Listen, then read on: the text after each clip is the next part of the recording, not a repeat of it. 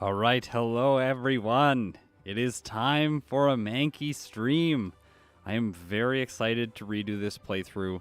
I played my original Mankey playthrough on January 14th, 2022. It was actually my first video of this year. And so almost a year later, I am excited to come back and revisit this angry little kind of cute monkey. Anyways, I really like this thing. One of the reasons that I'm redoing some playthroughs is because when I did their original videos, I only did a single playthrough with those Pokemon, so Mankey was one of them. The actual first video that I started doing multiple playthroughs per video was Paris. Before that, whenever I did a solo challenge, I would just do one playthrough, and then whenever I did a versus video, I would do multiple playthroughs in the videos.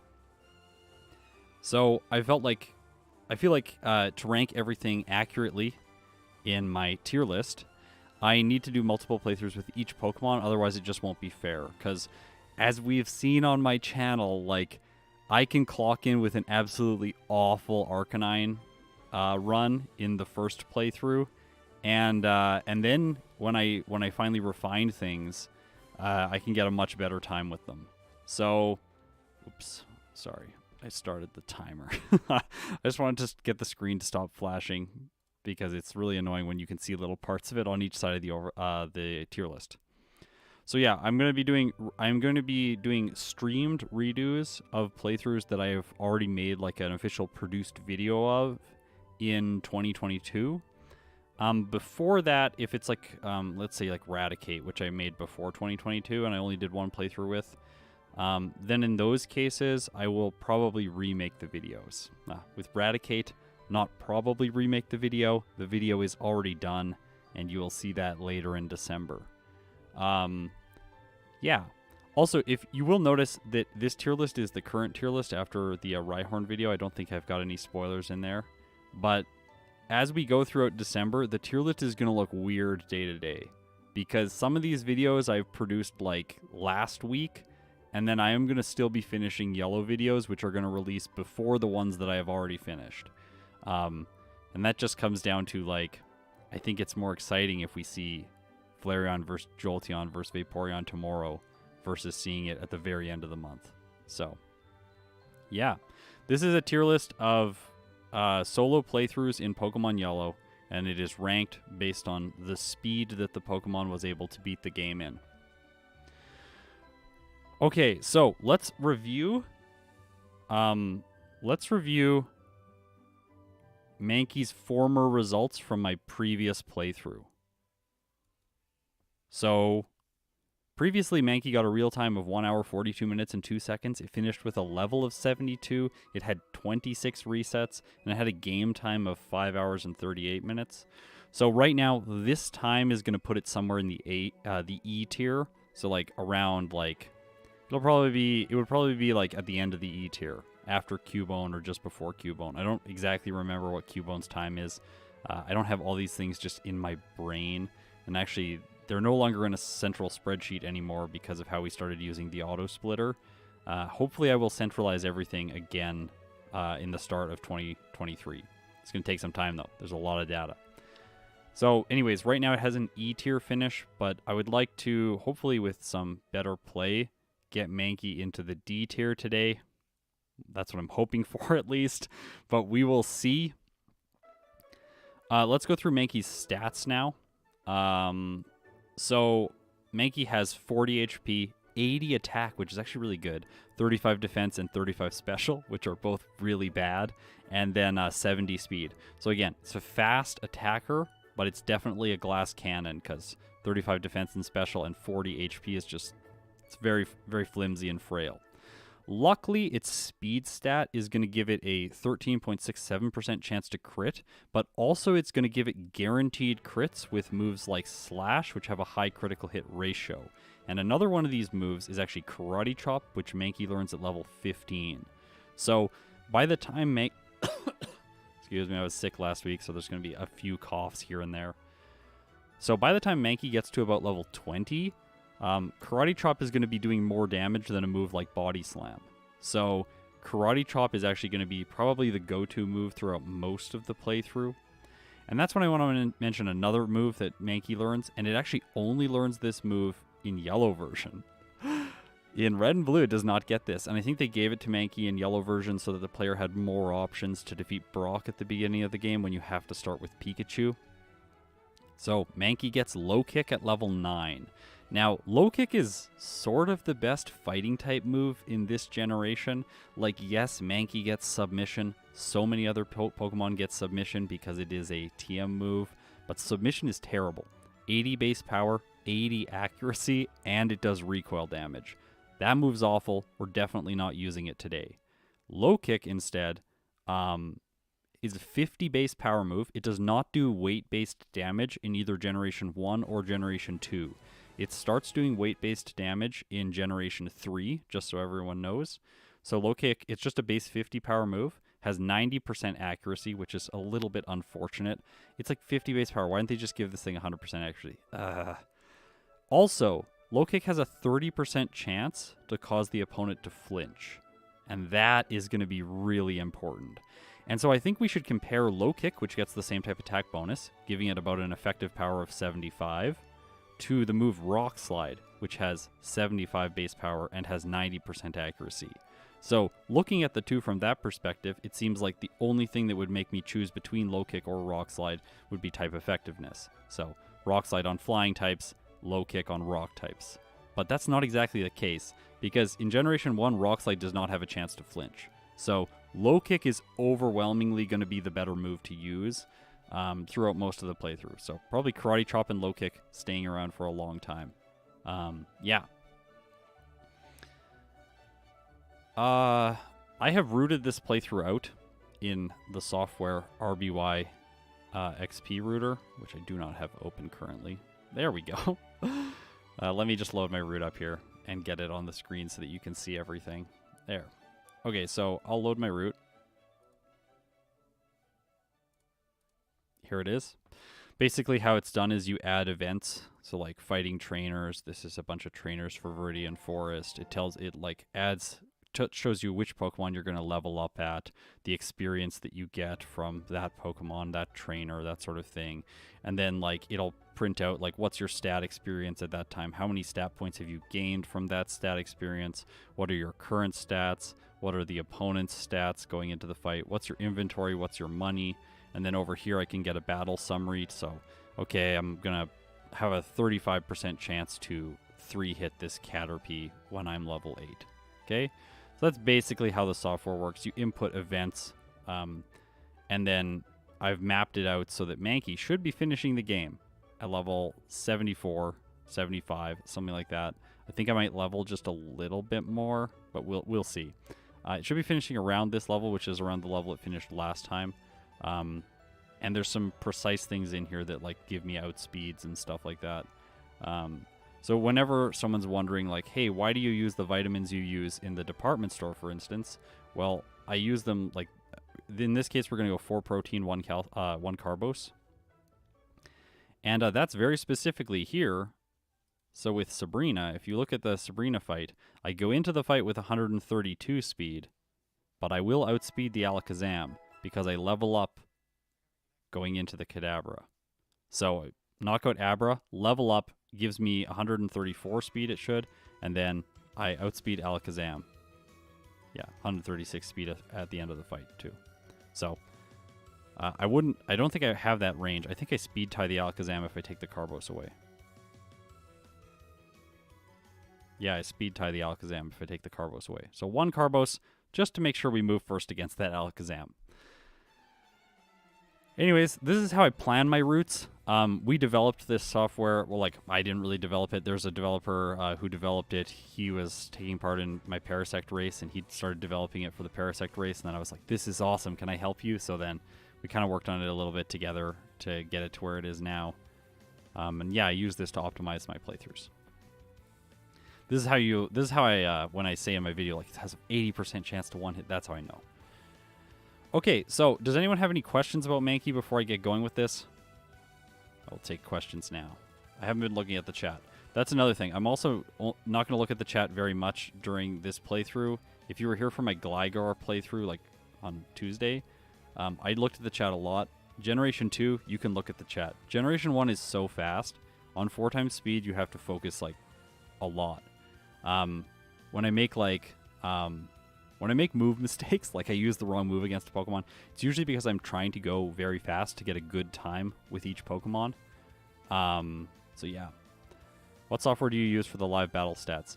The software that visualizes everything and makes it look like this is a software that I wrote myself. I learned to program so that I could write this software.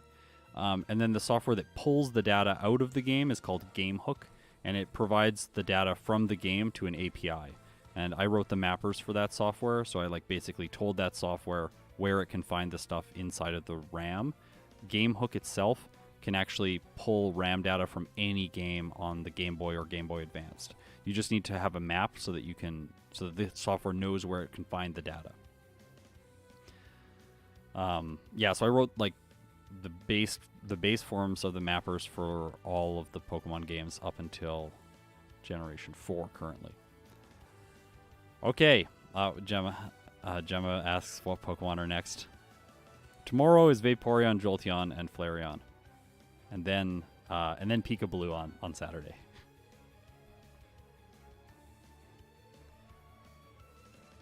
All right. This one is going to have... When will we see a Weedle run for you? Next year. Next year, Weedle. Okay, so... this run is going to have a lot of grinding because Mankey needs it. Yeah, it needs it. By the way, as I play, all of my stats, again, are updated live here on the overlay. Also, all of the splits that are recorded that I use to show as data points in the videos, they are all recorded by an auto-splitting software that I commissioned to be built for me. So it is basically just tracking everything and recording that stuff in real time. It records a ton of data for every split, like my stats, my level, my move set, the game time, the real time, how long the fight was, all of that stuff. How many resets I had on the fight. So yeah. Hopefully I will get all of that data in a giant database and make a website so that you can all see it at some point in the next year. But no promises. And Max, will you do Gen 4 at some point? You'll have to wait for December 25th to find out what game's next. Okay, here we go. This is a Mankey-only playthrough of Pokemon Yellow. I have a plan. Hopefully I will not forget anything. I'll probably forget something. I'm very sorry when I make a mistake. I'm doing my best. I went through this route with like visualization like 2 or 3 times this morning, so I think I've got it. Oh, I did want to mention this. I did a Mankey playthrough last January, but I also came back to do one in the summer this year. I streamed it over on Twitch, so follow me on Twitch if you want to see more of my like chill streams that are a little bit less well planned than this one. So I have done 2 Mankey playthroughs already, but I wanted to do that one on the Twitch stream and then optimize, and then do another one like the day after, but I didn't have time. So coming back and doing it now. All right, let's do this. Oh, Vaporeon in that color does not look good. Oh, that's bad. Oh, gosh. Yikes. So I'm going to be nicknaming my Mankey with a single character.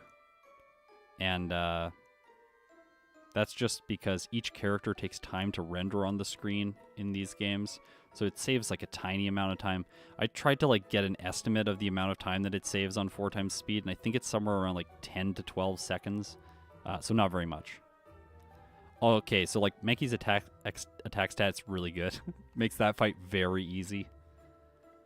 And now we're going to fight all 4 bug catchers in the forest, but we are not going to fight the lass. That was terrible pathing right there. I am so sorry. Oh, only 1 encounter. Pretty good. So like 1 encounter Route 1 is like nice. Anything 2 or less is pretty good for Route 1. All right. That's good. However, we got to go through there one more time. So I might hit like 5 encounters.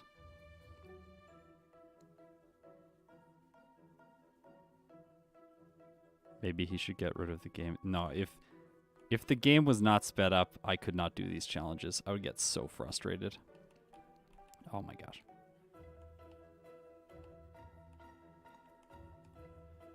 Okay, 1 Pokeball, 1 Paralyzed Heal, 8 Potions, 3 Antidotes. This is the items that I always get here. It basically spends all your money, and it accounts for most of the threats throughout the rest of the game. And the 1 Pokeball is just to catch the Pidgey in the forest so that I have a flyer throughout this playthrough. Sometimes you don't catch it, which is really annoying. Ross, yes, there is so much potential. I thought about doing that in a Spinda playthrough. Come on, please. I want the 4-hit here. Ah, darn. Oh, gosh. No. I'm going to have to restart. Yeah, I'm going to have to restart. Yeah. Well, here we go again. A Mankey playthrough.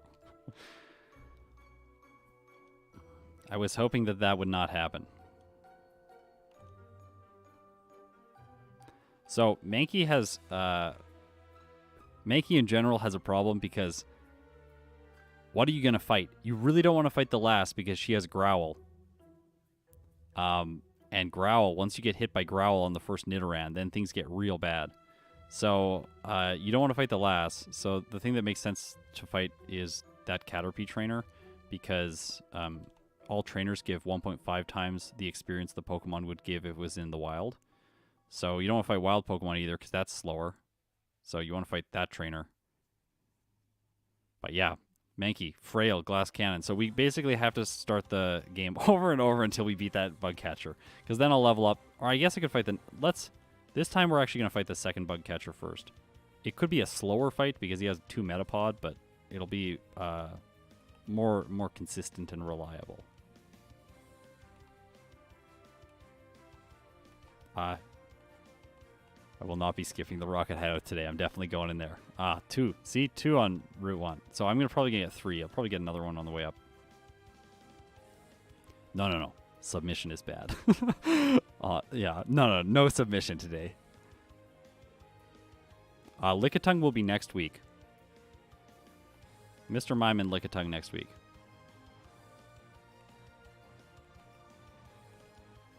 Back to back. Because they're freaky Pokemon.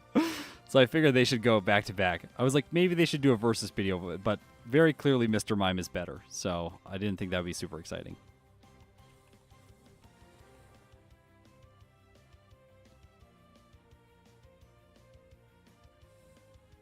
Do you ever get tired of being Oak's parcel boy? Oh yeah, definitely. It would save a lot of time if you could just skip the parcel and just go straight to the forest.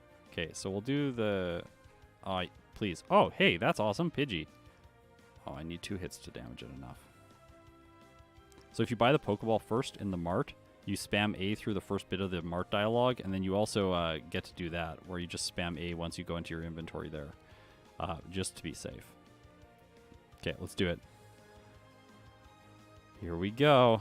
Didn't know that Mankey learns Thunderbolt. Yeah, Mankey learning Thunderbolt is like the weirdest thing. Can I get a crit, please? See, this is why I didn't want to do this fight. This is why I didn't want to do this fight. Okay, there's the crit. Come on.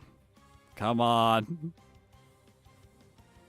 Licky. I tried to use one of those in my Brilliant Diamond Shining Pearl playthrough, but I did not like Licky that much. Also, I did not like that game that much. I said it on my previous stream, but yeah, not that good. Okay. If the potion is in the first slot, then when you open the inventory and spam A through it, you immediately use the potion. It's very convenient. I'm going to have to go back to Viridian City because I do not have enough PP. My PP is too small. Come on. Stop. There we go. Okay. Yeah, I'm going back. It's safer than fighting the next guy because the next guy has a Metapod, and I could go all the way to Pewter City and backtrack, but then I have to walk through grass and chance wild encounters, so this is going to save more time.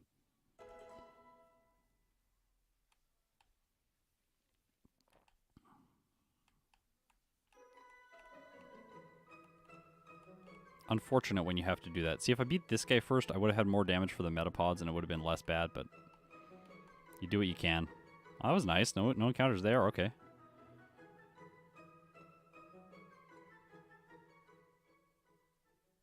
Soon we're going to get low kick, but low kick's not good against bugs. I will not be evolving in this run. I've thought about this a lot. I'll talk about it more later in the month, but evolving in playthroughs is actually not that fun. Because it's much more fun to either play with a really overpowered Pokemon and see how fast you can go through the game, or it's fun to see like how much of a struggle it is using just the starter form. But like evolving throughout the playthrough is this weird like, well, it's kind of easy all the time, but it's a little bit harder than it would be if you just started evolved. And then it takes away the potential for me to make a video with the base form and have like a challenging video, and then like a video where I'm like doing a versus video and putting two Pokemon up against each other. So overall, I am disliking the approach of evolving throughout playthroughs that I'm doing in Johto right now. I'm gonna fight this guy. The Diglett has like no... Oh my gosh, am I gonna lose here? Please. I should low kick. It's got a chance to flinch. Flinch, please. Ah, holy, that was close. Okay, I gotta heal. No, I can just use potions. Try and avoid going to the Pokemon Center as much as possible. Okay, that's a save, so we're not restarting now. Here we go. Brock time. I need level 10 to be over damage rounding threshold. In my previous video, I tried him at level 9 and with low kick, and it's just not quite consistent enough. I had some resets, but not today.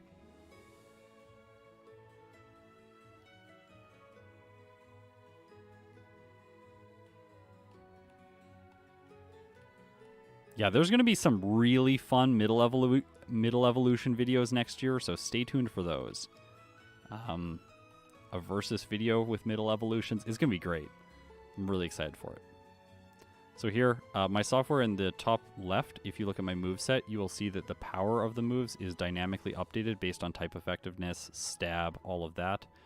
In this case, low kick is reading 38 power. It's actually 37.5, but it is rounding up in this case.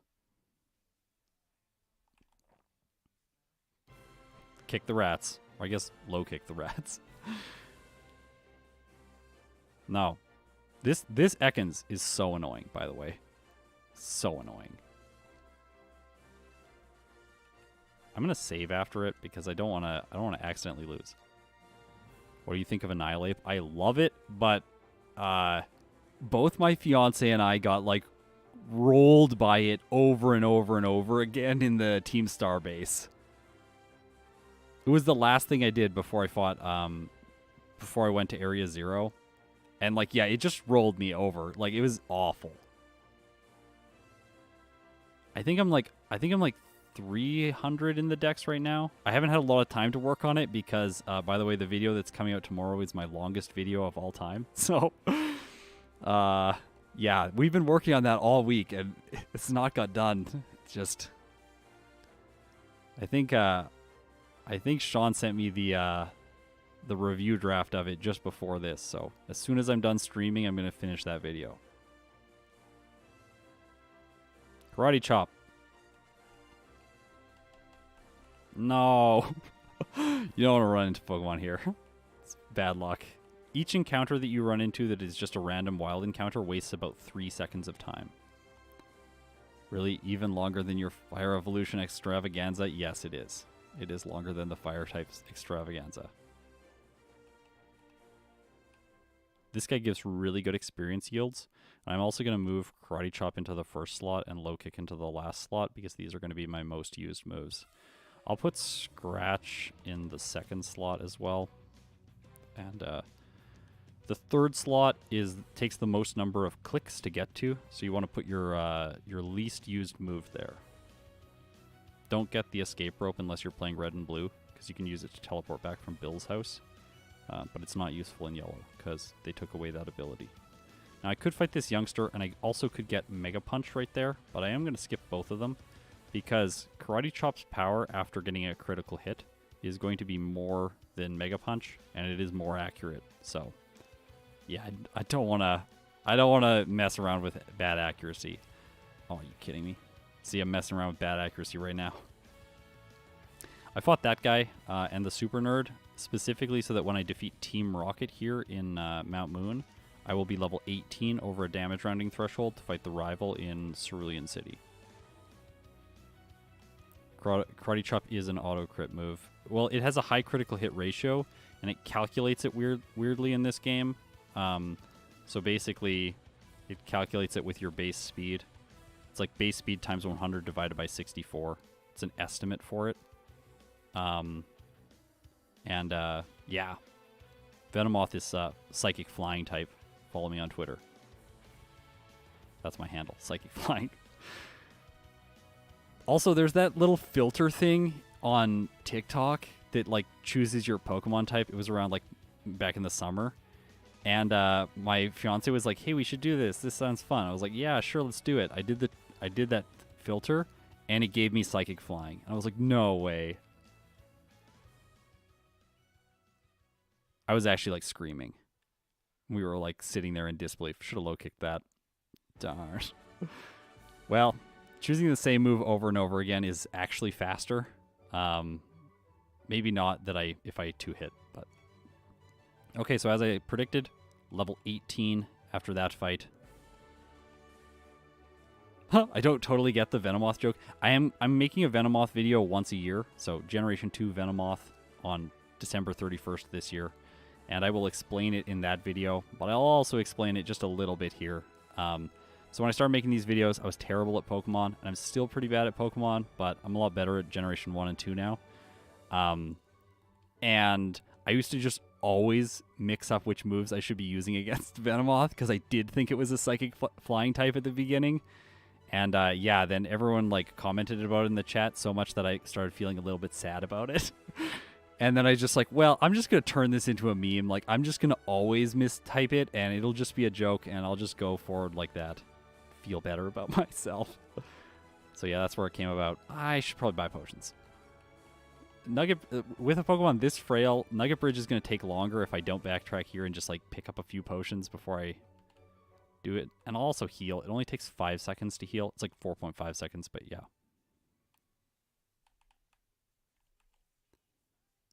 Huh. Your gameplay has evolved dramatically since a year ago. Yeah, it has. I look back on some of the videos that I made last year that I wanted to be like these big videos that I would never have to remake, like the starters video. And now I'm like, yep, next year we're remaking the starters video because I need to do better. Like, gotta test Venusaur with some different strats. There are some better strats, I think, with Venusaur. And then gotta try Charizard with Fly. And Blastoise with Withdraw. So, yeah, I got to do that at some point. It's actually really fun. Like, I'm like slowly coming to this, the acceptance of this. But the fact that remaking videos and learning and improving things, it's kind of fun. At first, I thought it was really annoying. And I was just like, oh, I'm never going to be done.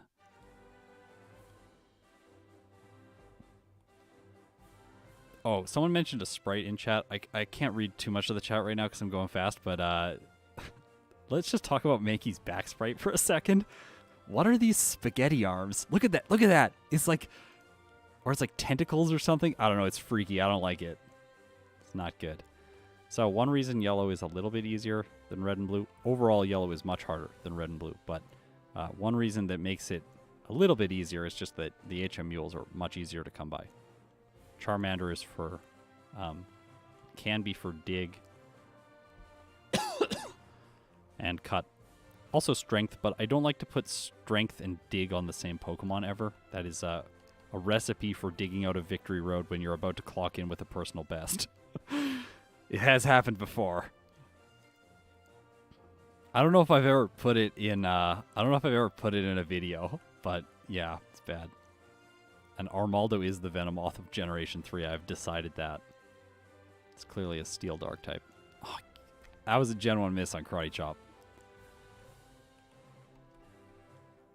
So I'm going to have to beat this with Fury Swipes because I'm out of Karate Chop PP, but I don't want to use the Ethers because I'm going to do a ton of training later on. Hey, yeah, sure. Should be using Fury Swipes. No, I shouldn't. It's inaccurate. Anyways. I want to save all my elixirs and stuff because I'm going to do a ton of training in Silph. So to save time going back to the Pokemon Center, which doesn't take that much time, but it's probably like a 15 to 20 second loss because you can just dig out.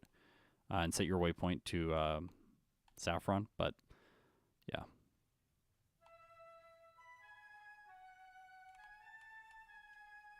Let's heal. Nurse Joy, fix my PP. Thanks. Okay. This guy has a psychic type. This is the first damage-dealing psychic move in the game on the Drowsy. It also has hypnosis, so a lot can go wrong in this fight. Also disable. Like, it's just like, oh no. Okay, I survived. Whew. So dig. Mankey gets dig. Weird, right? Fury Swipes is by far the worst. I can use Scratch to knock Pokemon out if I'm running out of PP, so I'll keep it for now. Like, I don't want to use Fury Swipes. Do you use auto fire on keys? Yes, I do. I had I used to be a musician, and when I was in music school, I was like, I did this like orchestra program in my country, and yeah, I was playing like 9 to 10 hours a day. We didn't have a day off for an entire month, and I got really bad RSI and like repeated strain injury in my arms. So my hands basically fall apart if I don't use rapid fire keys. So I use an Xbox Elite controller with paddles, and then my rapid fire keys are on the paddles. And then if I want to have like non-rapid fire keys, then the regular buttons on the front are just regular buttons. I use a software called Rewast, and it remaps all the stuff for me. It's a paid software, so it's not free, unfortunately.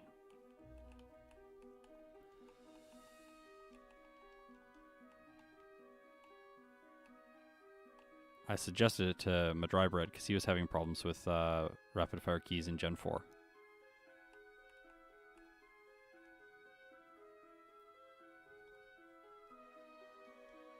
Will you be doing a lantern time walking video in Generation 1?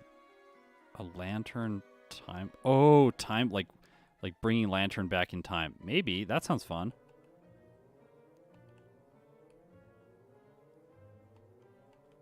I haven't got any of those planned. Well, next year I have a couple planned, but I don't have like a ton of those videos planned, the ones where like I bring a Pokemon back in time. Okay, so Karate Chop in general is better than Body Slam, but it would be better to have Body Slam than having Scratch, especially if I'm going to do a lot of training, so that then I can just alternate between Karate Chop and Body Slam to knock Pokemon out, preventing trips to Pokemon centers. So, yeah. I'm going to put Dig in slot 2. I don't want to use it if I'm going to knock out with Karate Chop because it'll take more time. Just slightly more time. But, yeah. Sure. This fight's usually easy, and I think it's going to be easy today. Body Slam can't paralyze normal types. Moves cannot paralyze Pokemon of the same type in this generation. I should dig this. Ouch. That slash did a lot. Low kick. No! Stop missing. Well, that's the last trainer, so. You'll also notice that I skipped Misty. I didn't talk about that yet, but the Starmie is not consistent until you go to level 25. And then it becomes consistent. The only way it can beat me, because it outspeeds, it has a 56 speed. I have 51 right now. So I could train like a couple more levels to outspeed it, but I don't think that's necessary. I just need to make sure that my Body Slam is gonna, my Dig is gonna 2-hit it.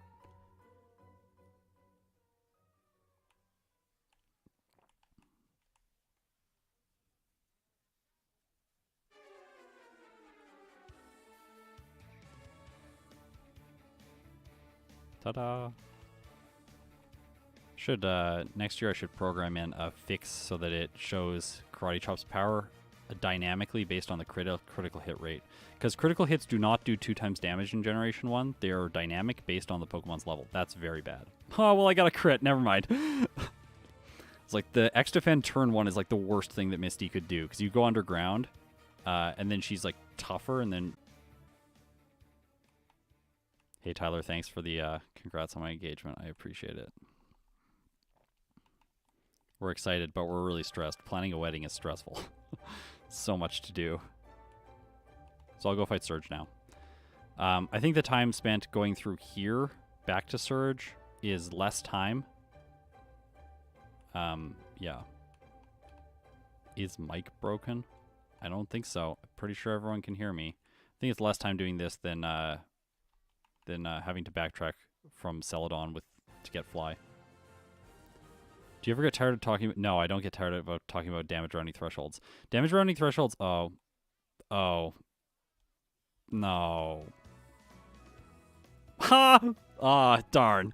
Okay, that's the first. That is the first reset.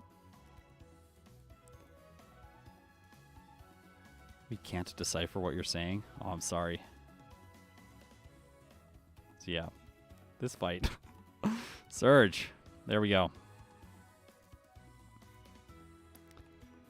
So I got the TM for Thunderbolt, and it doesn't really make sense to use it yet. You might think I should use, what's it called? I should use it against the Slowpoke and Rock Tunnel, but that doesn't make sense. I need to save it for later. There's one trainer where Thunderbolt is actually going to be useful for Mankey. Yeah, like, going into fights that are not at damage rounding thresholds is, like, doesn't make any sense. You gain such a tiny advantage by going up from, like, level, like, 11 to 12. And then you gain such a huge outsized advantage from going up from level 12 to 13. Like, it just wastes time to try at the other levels. Audio choppy? That's weird. Well, I can't fix it now, I'm sorry.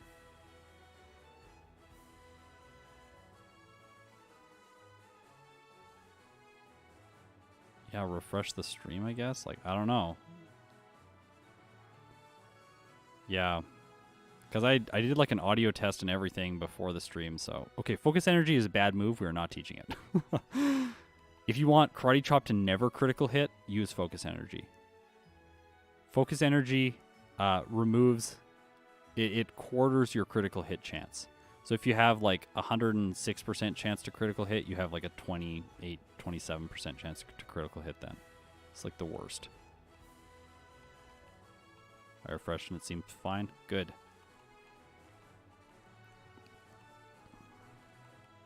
Okay, we're going to save before this guy.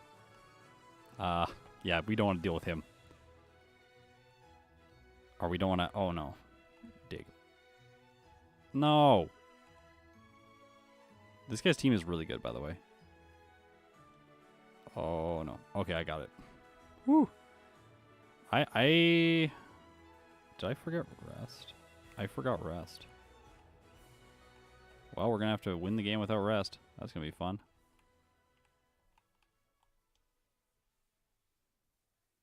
I'll have to fight one additional trainer at some point, too.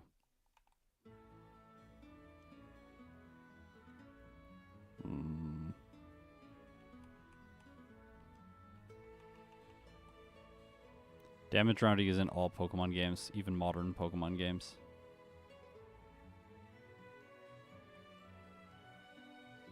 Oh, kidding me. Come on. Come on. Okay, this is bad. This is very bad.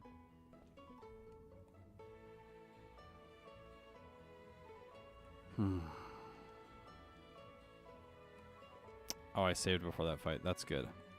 I anticipated that being awful. Okay, here's an annoyance. It's not really that bad, but it's an annoyance in Generation 1. Okay, when you reset and you had a repel, it takes the repel away. So, like, it basically, the steps that you have left on the repel are saved in a part of RAM that is wiped when you reset the cartridge. So you lose your repel, which is like so annoying.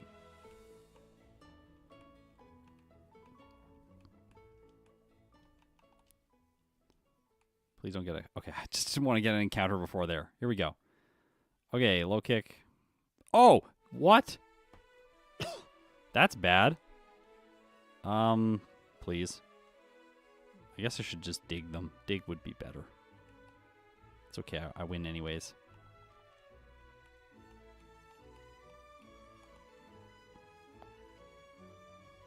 Would there be a chance for a missing no solo run? Yeah, maybe. We'll see.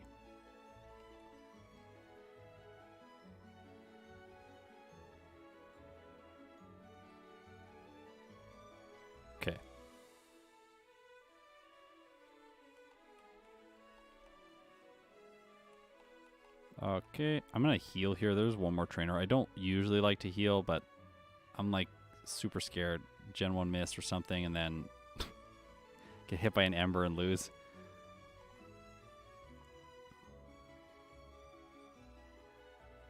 These Pokemon are not that fast. I probably could have just done it.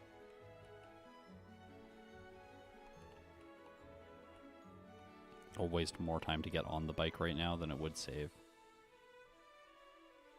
Where are you? There you are. 1,000. Oh, went too far. There's it. Okay. So, when you get here and you're going to do a lot of training, it makes a lot of sense to deposit items first, because you have 3 items to deposit at this point. The SS ticket, cut, and the dome fossil, which is the best fossil, of course. And then from here, we'll grab PP up. Oh, come on. Corners are hard. This guy.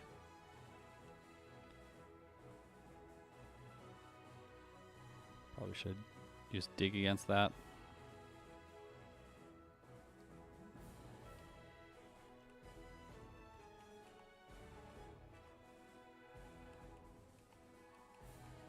I'm going to make a rule for myself to never go for rest second. That is just the #1 way to forget it. Because usually you get body slam and then you go to the gentleman's quarters, and then I just autopilot from there and I forget. I want to fight this guy. So this guy is important to beat because behind this area is double edge, and I'm actually going to be using double edge in one fight in this playthrough.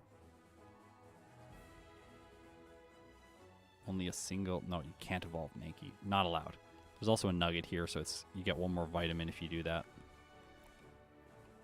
I might fight this guy down at the bottom here as the additional trainer instead of the sailor on the SSN. Yeah, let's fight this guy.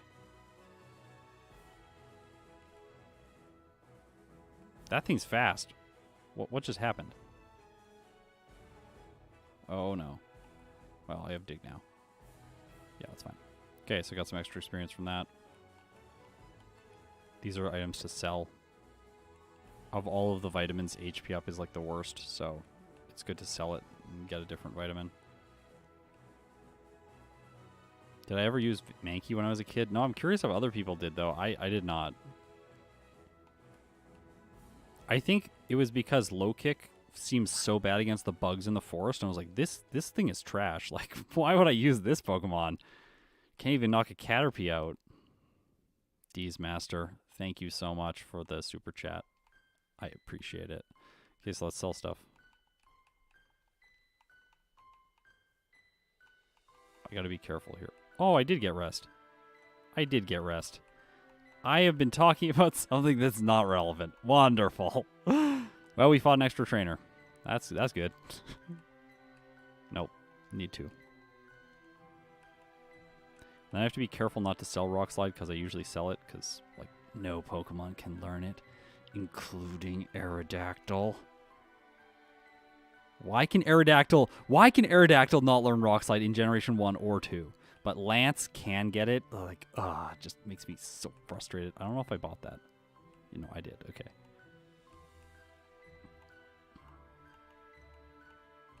There's a problem here.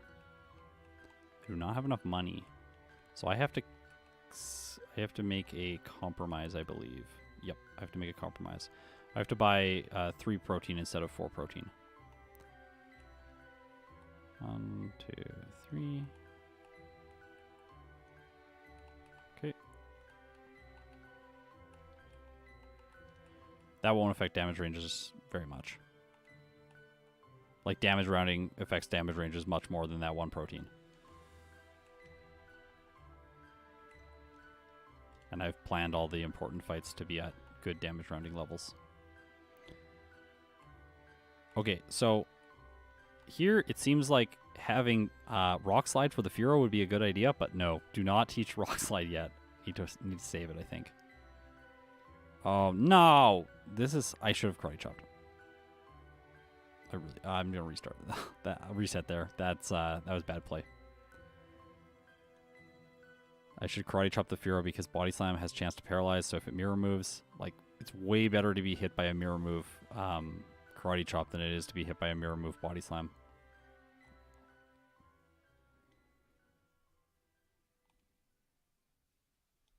Goodbye. No, should have low kicked, but not now. Accuracy.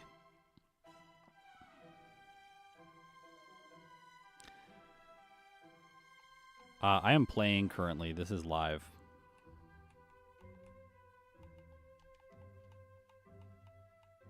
Okay, I'm gonna have to get to the healing spot. I will outspeed these two, but I'm just gonna save just in case. Gen 1 miss would be bad. Yeah, the Ghastly have 45 speed here and then 47 speed on the top floor. I believe 47. Well, they might have 46 and you need 47 to move first. 47 is the important number. Heal. Let's see, was I right? I'm going to save here. Lock in that section. Do you know how much time is cost canceling evolutions? I do not know.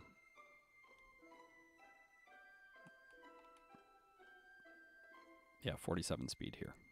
So you need 48 speed to move first. Have you ever... No. Back when I did my first Psyduck run, which was like ages ago, I had a... Like, I lost the run because I accidentally evolved the Psyduck. And then I just started again. But that has not happened in recent times. It actually is more so the case that when I want to evolve in Generation 2, I accidentally cancel it because I'm so used to canceling. Like, at the end of every battle, I am just holding B. And so I'm, like, spamming B over and over and over again.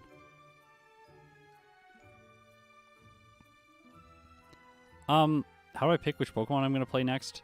It depends. So, like, sometimes I'm like, I really think this Pokemon needs a run, like Doduo. So Doduo will be the first video in January. Because there's not a lot of Doduo videos out there, and I feel like Doduo sometimes gets forgotten. So Doduo will be the first video in January. And then, like, sometimes I'll think, like, well, I'm doing a Doduo playthrough, so maybe I should do, like, something thematic with it. So, like, maybe for the next 3 weeks, I'll do, like, I'm noticing just that Mankey needs potions to train. And I'm going to waste a lot of time if I don't have these potions and I have to go back to the center to heal over and over and over again. I might try to take this thing out with low kick. That might be a mistake, but we'll see. Again, repel after the save so that I don't lose it.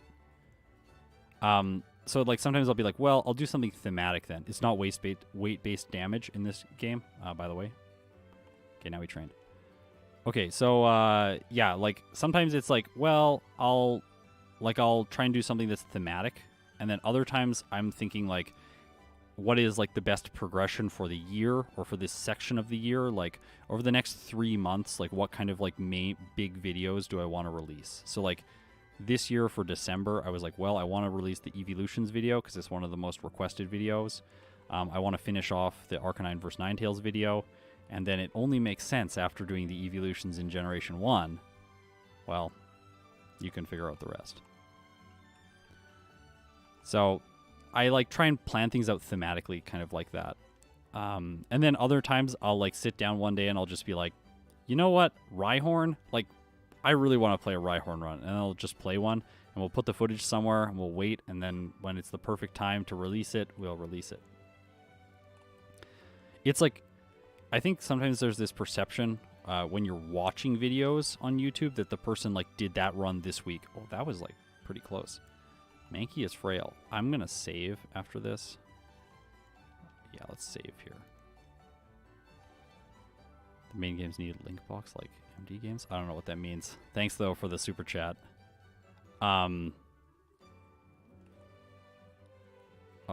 Oh, punished.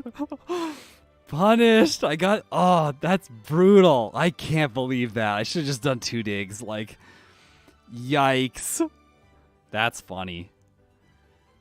Good save. Truly good save, yes. Would you consider a Shelter run? I've actually done 2 Shelter runs, but I will not be releasing them.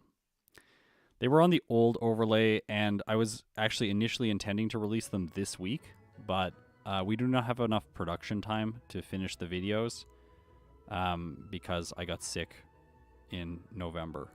So these streams are actually, I did not originally intend to do these streams, just so everyone knows. These streams are basically like placeholders because I got sick and couldn't release all the videos that I wanted. I'm going to fight every trainer here. Every single one. Not a single trainer I am skipping.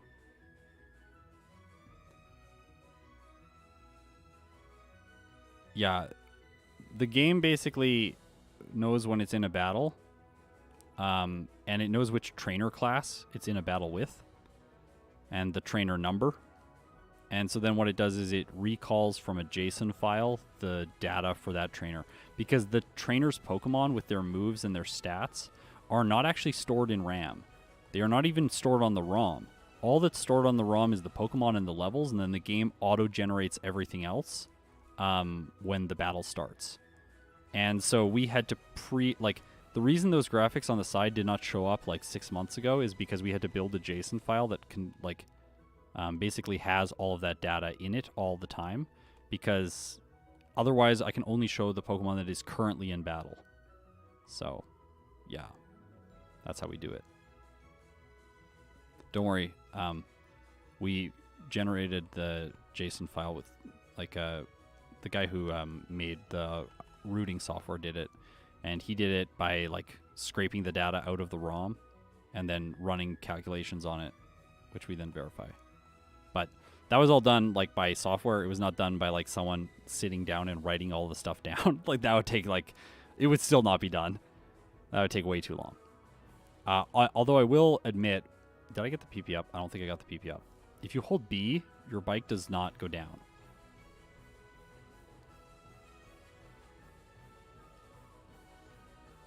Oh, I don't need the PP up. It's not that big. The enemy DVs, no. None is not true.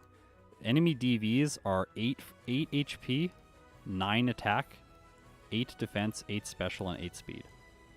And it is only 9 attack because if attack was 0, then all of the DVs would be even values, which would give you a 0 HP DV.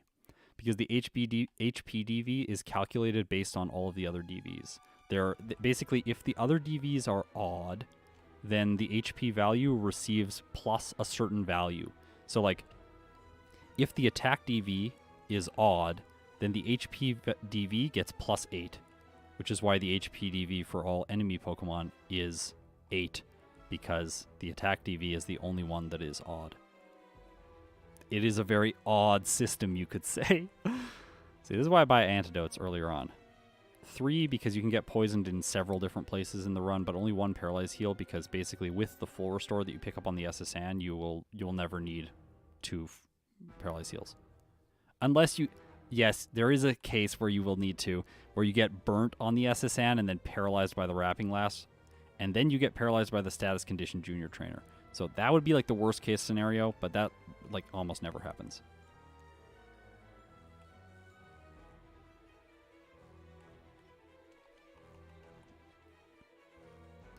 No level scaling is the best thing Sword and Violet could have done. I'm not sure about that, but maybe. I want level scaling for the gyms. No. Thrash is useful for Nidoking, but not for Mankey. Okay, so remember when I said I don't want to use ethers and stuff like that? This is why. I want to just be able to stay on this route as long as possible without having to go back to heal. Do you collect Pokemon plushies? Yeah, I have a bunch of Pokemon plushies. We have a giant Bulbasaur.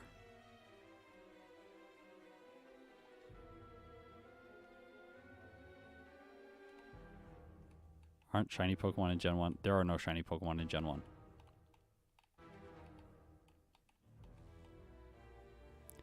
Gen 2 introduced shiny Pokemon. And when they introduce shiny Pokemon, you are correct that shiny Pokemon are based on their DVs. So shiny Pokemon, I think it's 10 in all their DVs or something like that. So if a Pokemon is shiny, you know that it's got kind of mid-range DVs.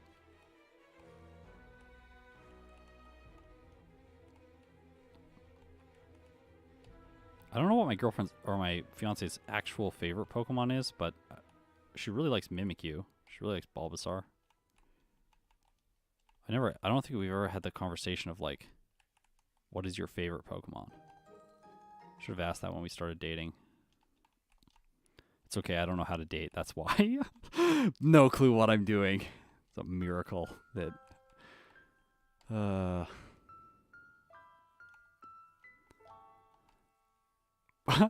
Do you have an IKEA shark plushie? Yes. Yes. That IKEA shark plushie is amazing. Okay, so... beat all of that. Now we're going to go to Erica's gym. We're going to beat up all the trainers in her gym too. Like I said, this run is going to have a lot of training. We need to finish the game around level 74. Always save here. Always.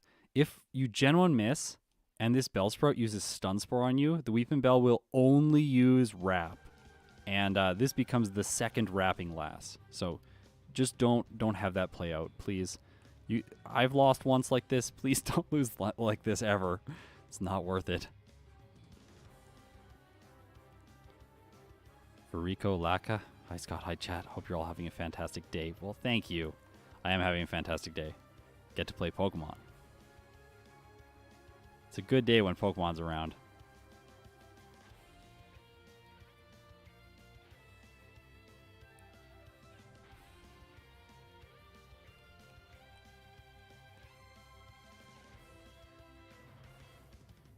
Have you ever played any Pokemon fan games? I have not.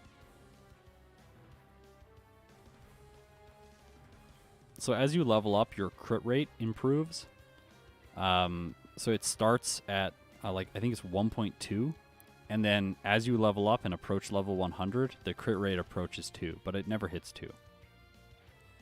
It might be 2 when you're level 100, but I'm never level 100, so that has not been relevant data for me to know at this point.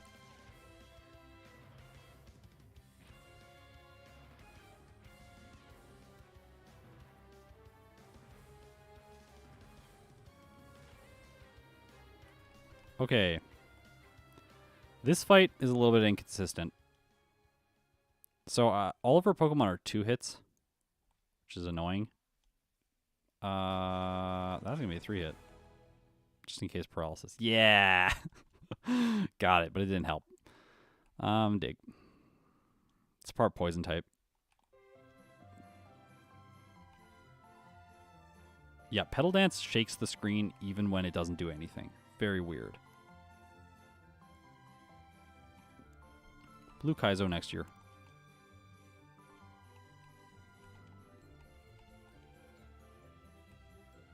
So, beat Erica. Now we're going to Silph. And in Silph, we are once again going to fight every single trainer. Oh, so if anyone has any big questions that will take me a while to answer, then let me know now. I'm gonna go here. I really should have healed. I should have healed here instead of in Celadon. So I just did an extra save. -5 seconds. Now, you might think, why not do the Fighting Dojo? And I have thought through this. I tried actually routing it into the playthrough just for attack stat experience.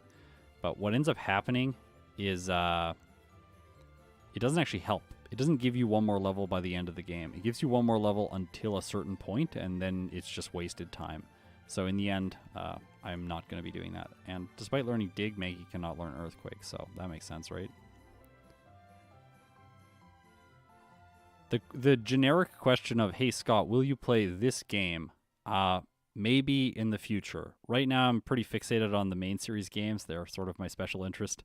So, I don't know when I'm going to branch out. Maybe never, but I am going to play Blue Kaizo. I will confirm that.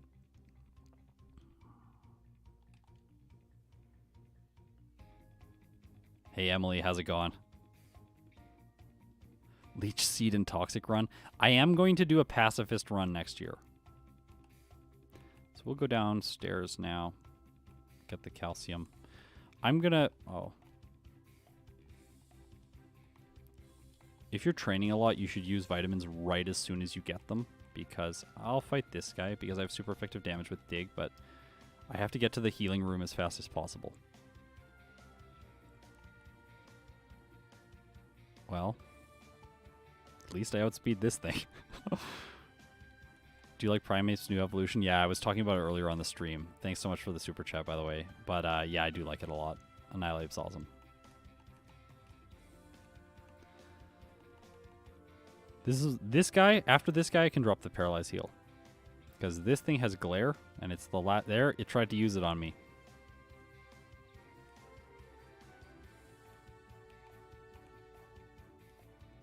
Okay, so now we can get rid of the paralyze heal, free up some inventory space. And this guy has Pokemon that are all weak to dig, so I think I can fight him and not have to backtrack to this floor again.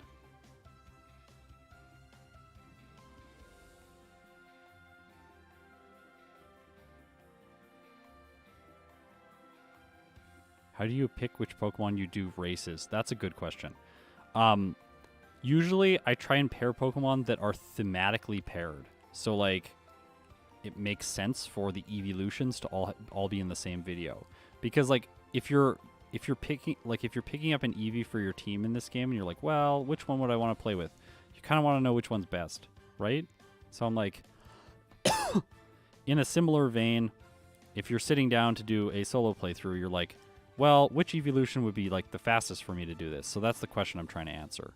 So it's like things that are thematically paired. So like Electrode and Voltorb. Electrode and Magneton, for instance.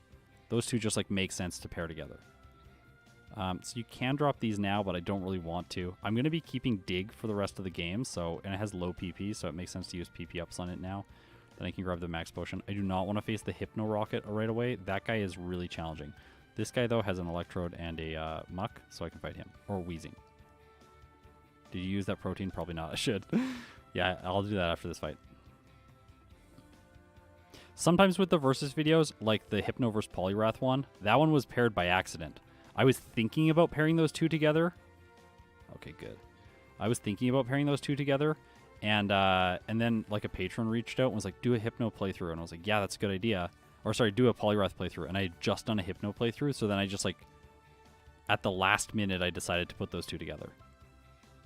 And then there are a few Pokemon that like make sense to go together because people don't expect them to go together, and I think they're going to be really fun videos, but I can't spoil it until the videos come out, unfortunately. Because it'll be much more interesting if you're just like, what is this video? Oh no, I didn't want, I wanted, I wanted to body slam it. Hypno Alakazam, no, Alakazam is terrible in this game. Alakazam starts with Teleport and Kinesis in yellow. In red, it's really good. But in yellow, it's awful. I think Fearow and Pidgeot is a better combo, but yeah.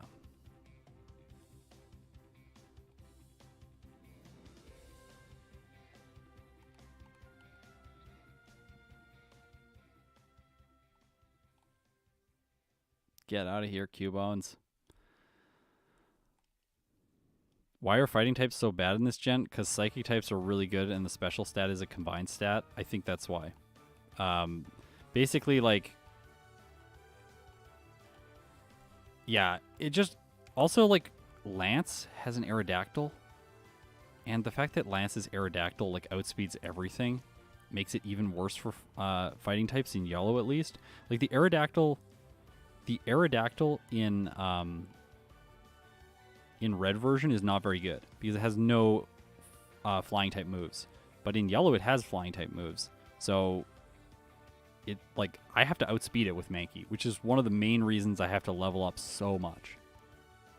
Because yeah, I need to hit it with Rock Slide.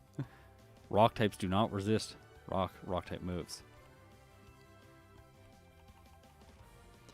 What's been your favorite video to make? Definitely not Arcanine vs. Ninetales. I can tell you that. Also not Gengar vs. Alakazam. Those are some of the videos that were the most emotionally and physically painful for me to make. This is a Hypno. So save before it. What's my favorite video to make? You know, I really liked making the Rhyhorn video and the Smeargle video. Like, I'm actually really proud of my Smeargle video. I think my Smeargle video was my favorite video to make.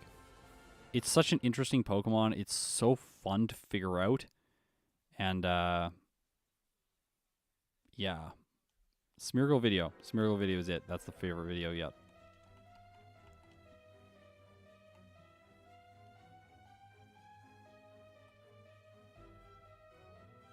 Smeargle was also like one of those videos. If you haven't seen it, I'm going to spoil the video, so just like stop listening for like 1 minute. But and I would highly recommend that you watch it before you you listen to me say this. But the Smeargle video was one that I went into and I was like, this thing is going to be awful. I think this could be one of the worst Pokemon in Generation 2. And then I rooted it out and I'm like, oh, this thing actually has some play. And then I played it and I was like, this thing is awesome. And just like the fact that it surprised me so much was like a really, just like a breath of fresh air. Ah, so nice.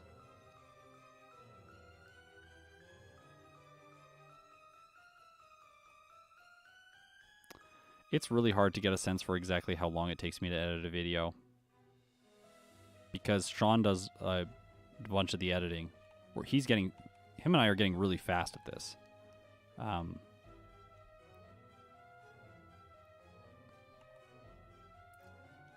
So like, on average, I would say it takes Sean like 14 hours to do the video editing for the video. And then I probably review the video for like a solid 4 hours.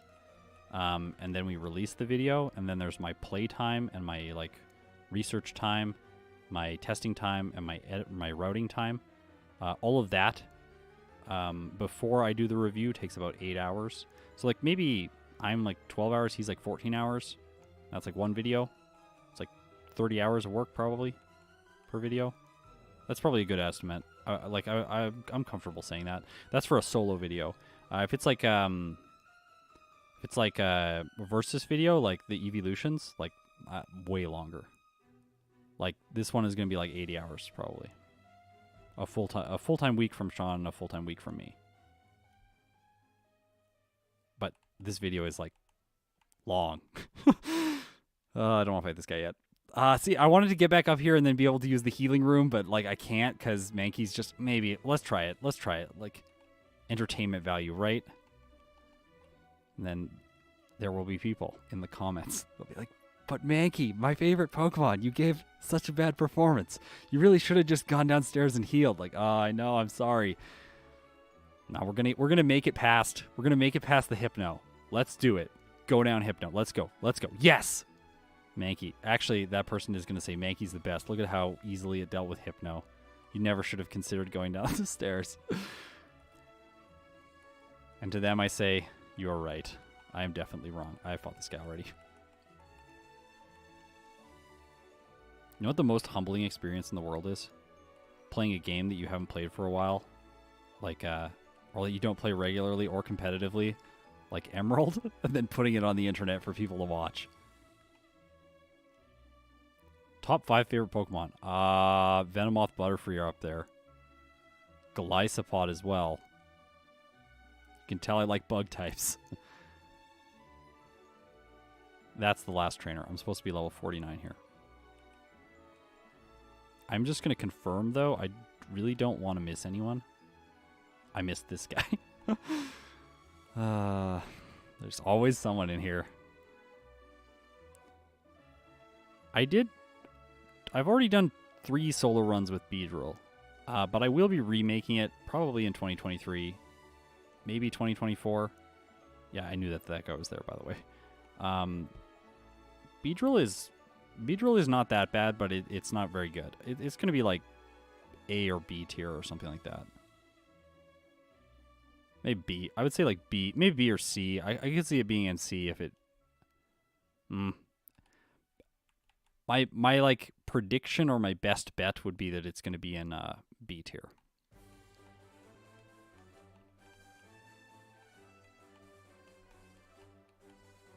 Okay, so we're going to beat the rival now. Although I am going to take a short break here. Not from chatting, but just from playing.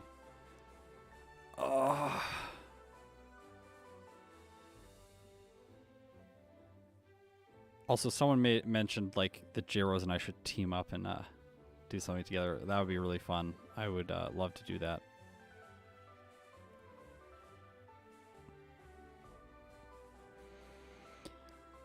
Okay, I just want to like look at my notes and make sure I'm doing the right thing now. Yeah, I am. Which Pokemon has surprised you over the years? Surprised me. Smeargle. We talked about that just recently. Smeargle, definitely. To some extent, Rhyhorn as well. And I don't know if that was like me just like... I've learned the game better and I like can anticipate the problems that certain Pokemon are going to face up against. But yeah. Rhyhorn. Smeargle.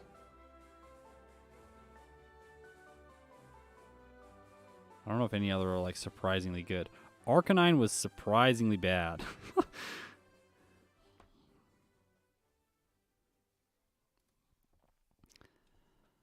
We're still happy with Hitmonchan versus Hitmonlee. Yeah, I am. Like their times are not great. I can redo them, and I have a different strategy for Hitmonchan that someone suggested in the comments, which is use what's it called? They suggested it in the meanest way, trying to hurt my ego. But they suggested like using agility, I think it was, to badge boost, and then use the elemental punching moves with Hitmonchan instead. And I'm like, I don't think that's gonna be good, but I kind of want to try it just to see. I like keep Body Slam and then agility and then like Ice Punch, Thunder Punch, and like getting through trainers like Lance and stuff like that will be easier because you have super effective damage. So I'm really interested to try that out. I probably won't remake those as a versus video, but I'll probably like do like a one-off like 20-minute Hitmonchan video, which I'm sure will become a 50-minute video because there's always way too much to talk about. I can't just like leave stuff out. Actually, I do leave stuff out, but it's always the unimportant stuff. Then people ask questions about it. And I'm like, well, maybe I should like explain that too. So, okay, here we go. Let's fight the rival.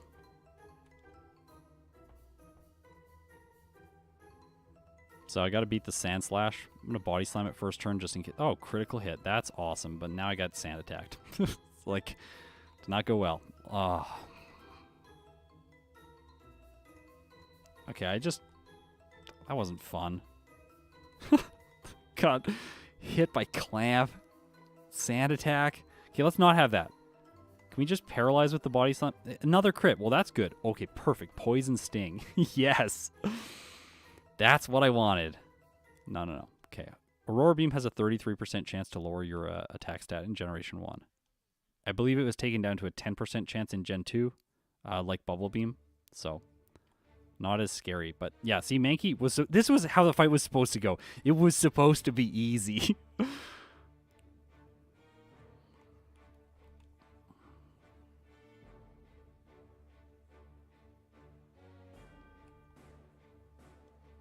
Why did I low kick that? I was thinking about something else in my mind, and then I just like was like, low kick. Not the right move. Low kick this. Oh, I think I thought that there was a Meowth coming out because they lead with Meowth in Pokemon Tower. That's what it was. Whoops.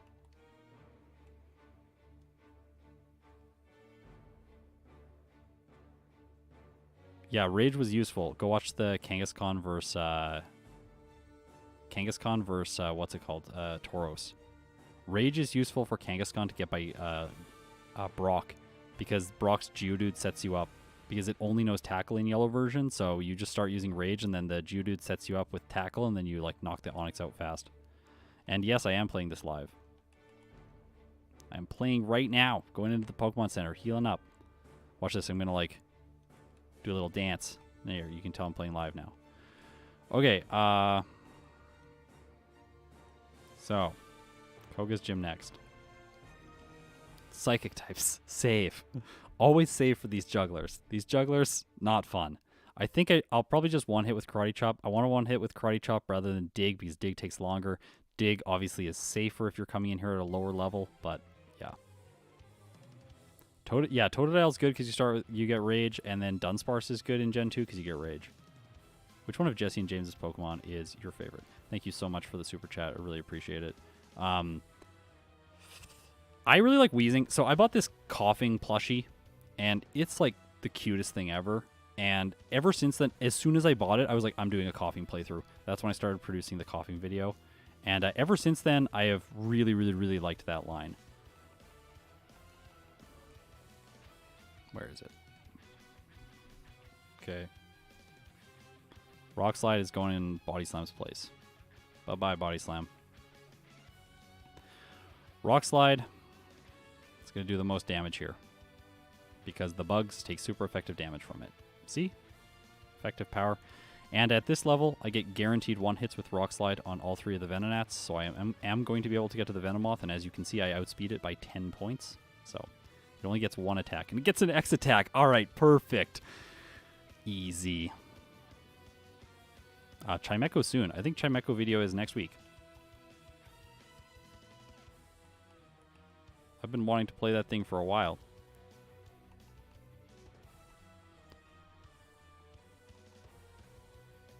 Surf in slot, or strength in slot 1, so you can spam A through it to move the boulder. And now, and then you can spam A through that dialogue there on fly to get back to Pallet Town really quickly.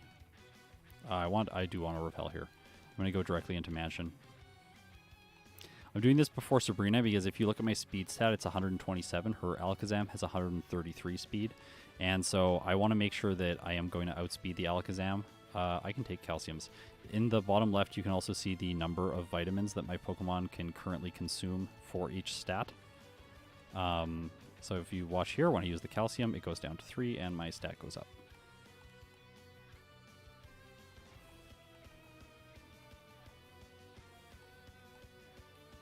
I actually can take this Carbos. It's almost like I planned this out with a routing software, and I knew that that was going to be possible. Out of my way. You know that guy? He's spinning around. He's actually a trainer. If you talk to him, he'll fight you. He's like the first spinning trainer in the series, I feel like. And he doesn't work, like, because you have to talk to him for him to do anything. If you just walk next to him, he doesn't do anything. Well, I'll use that. Where did I pick that up? Did I get that? I probably got that in Pokemon Tower and just didn't use it. I'll heal. So if I heal here, then I'll fly back to Cinnabar Island. I got Squirtle and Charmander because they are free gift Pokemon in Pokemon Yellow, and they are my HM Mules. Okay, so let's answer these questions wrong. Nope, because I want to fight these people. You have to... In Yellow, you have to do the quiz. You cannot just talk to the trainers and fight them. In Red and Blue, you can just talk to the trainers.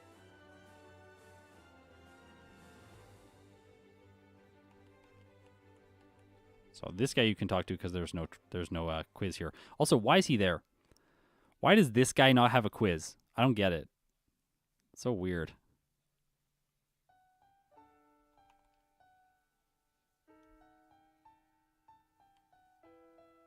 Yeah, Tombstone, her brother. If you answer the question correctly, then you can talk to them and fight them.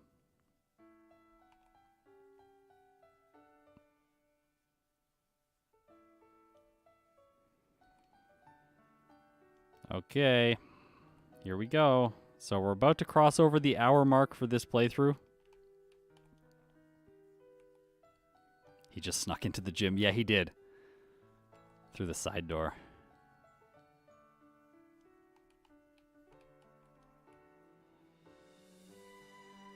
These trainers are all fast experience because I have Dig.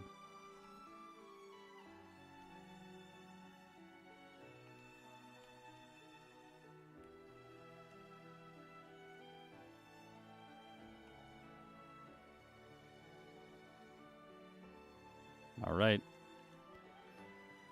Almost a Blaine. Now, if there is a trainer in Generation 1 that improved between the 2 games, it is definitely Blaine. Blaine is like, I feel like he's tied for the best gym leader in Yellow. Yeah, the layout is reading directly from the game.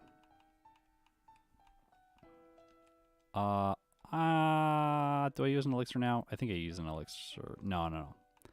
I have to fight people in Victory Road, and I want the elixir for there, so I'll take the time lost here.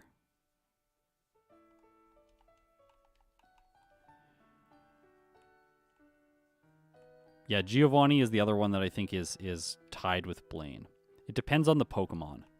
Like, for like a water rock type, like, obviously it's going to be Giovanni that's harder. But not even that hard in that case. Water rock is really good against these 2 people. Here we go. Blaine, yes, 1 hit. I think I've guaranteed 1 hits on the first 2 Pokemon, and then this one is a 2-hit. Oh, okay, good. I was just scared of the critical hit there. So that badge gives me a boost to my special stat, and now you can see that I have 132 speed. Remember when I did the intro to this video, or this stream I should say, I mentioned that I will have 132 speed going into Sabrina? And yeah, when I level up on the Kadabra in that fight, after defeating the Abra, then my speed will pop over 130. Oh. I'll get rid of that. Toxie's bad. Then my speed will pop over 133, and I will move first against the Alakazam. Up, down, down, side. It's faster, I think, on 4 times game speed rather than going the diagonal route that speedrunners use. Okay, Sabrina, here we go. So, I think Karate Chop will just one-shot this. Yep. And then we're going to dig on the Kadabra. Knock it out. I will level up. 136 speed. Move first against the Alakazam. And, oh! Thought I was going to one-shot, but oh well. Reflect. That's the thing that saved it. And then I can just one-shot because I outspeed. So, yeah. That's why I did Blaine first.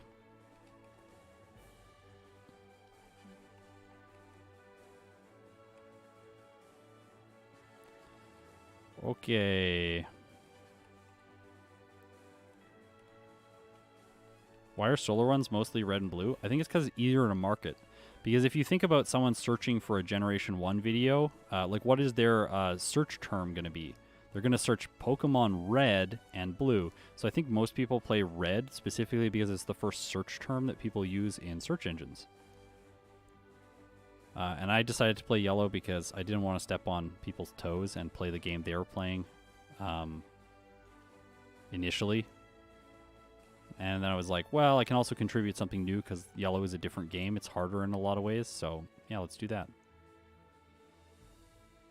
I showed the EXP router that I used to plan my routes at the beginning of the video. I'll show it at the end, too. I can reflect on stuff. Okay, so I have to fight a bunch of these trainers. I think I have to fight all of them. Yeah, the updated move pools on the trainers in Yellow is really what makes it much more difficult. I will not be doing the Oak battle today. Yeah, damage rounding is still a thing in the current generation. Oh gosh, don't make me lose because I answered that question. Okay, we're okay. We made it. We made it.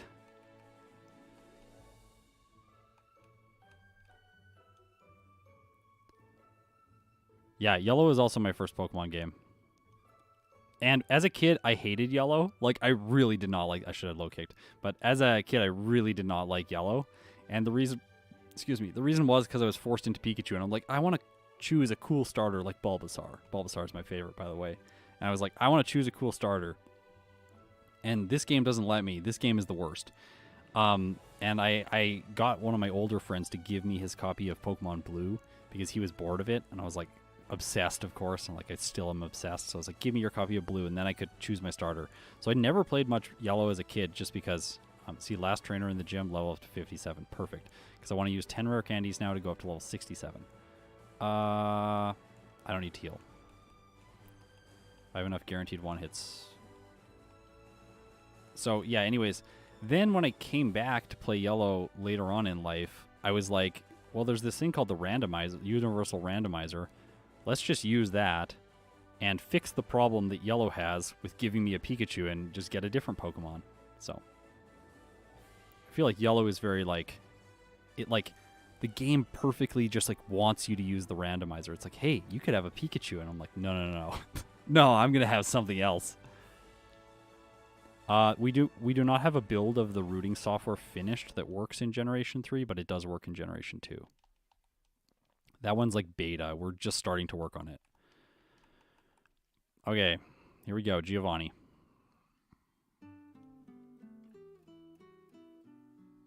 Guaranteed 1 hit with Dig. Guaranteed 1 hit with Low Kick. Guaranteed 1 hit with Dig. Guaranteed 1 hit with Dig. And the last one is going to be a 2-hit. I'm going to Dig first. Then I'll Low Kick depending on how much damage it does. And I'll do another Dig. Horn Drill into Guard Spec on the Rhydon. Okay, Giovanni. Okay. I forget what the Rhydon's damage ranges are there, but I'm pretty sure it can't KO me even if it gets a critical hit. So there's like no hope for him in that fight. Yeah, the Crystal PC glitch with 3 starters is really fun. I used that once.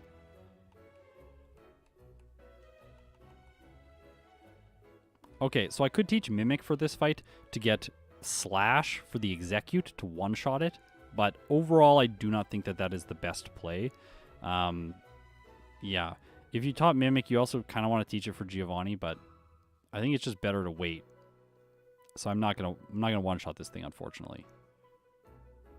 As you can see. Okay, it didn't Stun Spore. Stun Spore is the worst case scenario in that. Sweet crit after a withdraw. Perfect. Yeah, Stun Spore is the worst from the Execute. That's like, it and the Magneton are like the 2 most annoying Pokemon in this fight because they can paralyze you. And then the Kadabra comes out and it's like, ha ha ha, I'm faster now. And then it just like uses Psychic and you're like really sad. Instant text speed glitch was changed and it's less good in yellow version. Yeah. Oh. I want the bike.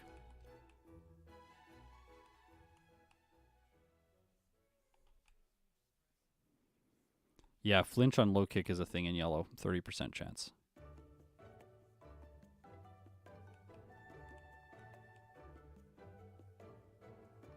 Or I think the text speed glitch was removed in yellow. Red bar is the thing that is not as good, but it still exists. I believe that's what it is. I don't use either of them in my challenges. I basically ban all overworld glitches and then allow glitches in battle because it's pretty hard to play Generation 1 if you don't allow the glitches in battle. I'm going to try and rewrite my rule set so that it clarifies that a little bit better in the future. So here, I probably... Okay. I'm having inventory problems this whole run. Well, perfect time to use that. Okay, so now I'm going to fight, like, all of the easy trainers to get to in here I'll fight.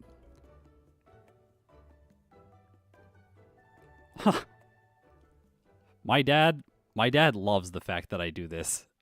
He watches a lot of my videos.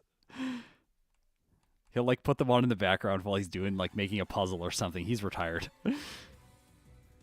So yeah, my dad loves it.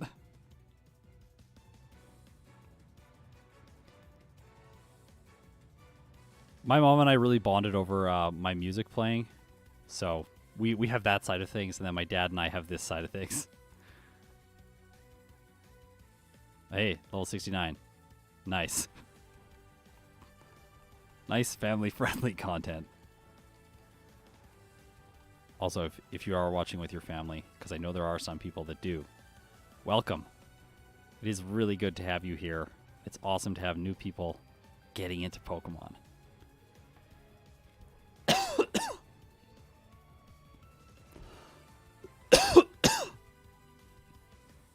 I just got 2 critical hits. I was like, I should switch to Dig, but I was coughing and I couldn't push the down button.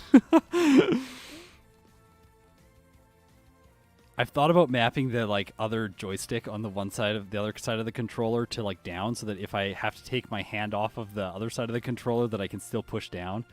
Ooh, that was kind of scary.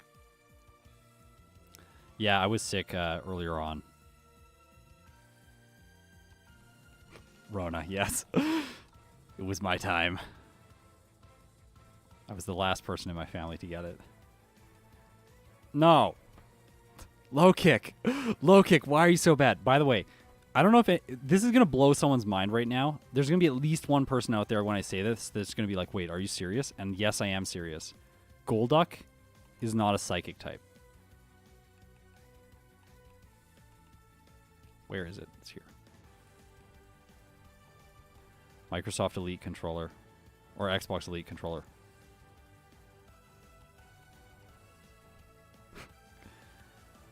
There are like a lot of people who keep telling me to do a Golduck video. You're like, you have to do this awesome water psychic type. Maybe pair it with Starmie. I'm like, it's not a water psychic type. It's like, it's a mono water type. I don't know why they gave it a cool little like psychic crystal in its head, and then also called its pre-evolution Psyduck, and then made Golduck a mono water type. Oh, so weird. Such a weird choice. Level 70. Boom.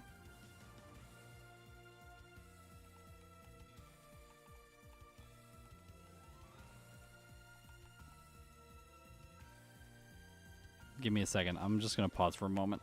Stretch. It does learn Psychic. Yes, you're correct. I will show everyone the routing software now while we're taking a quick break. And we can actually confirm something in here, which is like which trainers do I want to fight in Victory Road. So do I fight the guy with... I fight the girl with the grass types here, and I fight the guy with the Tentacruel and the Blastoise. So these two trainers I am going to fight. Okay.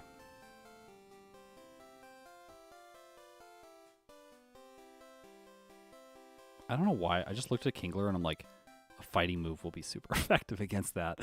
This is like the logic that I can't get away from that I used to have as a kid, which was like, I'd look at the Pokemon, I'm like, Blastoise doesn't look like a fighting type move will be very good against that thing. It's like, it's got cannons. You're not going to use a martial artist against a thing with cannons. Yeah. So yeah, I just had that popped up right there against the Kingler. Okay, this thing's bad, so Karate Chop. Weeping Bell is really good, but it's not going to survive that. And I think I'll dig this just for a good measure so I don't get hit by a critical hit Razor Leaf. That's just to use up my last one so I don't have to drop items when I buy full restores before the league.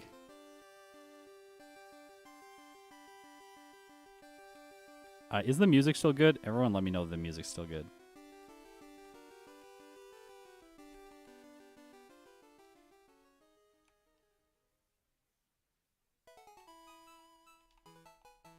Music slaps good.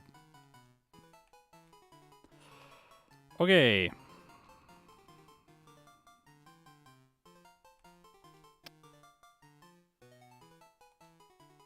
I just did another save. I gotta reflect on my notes.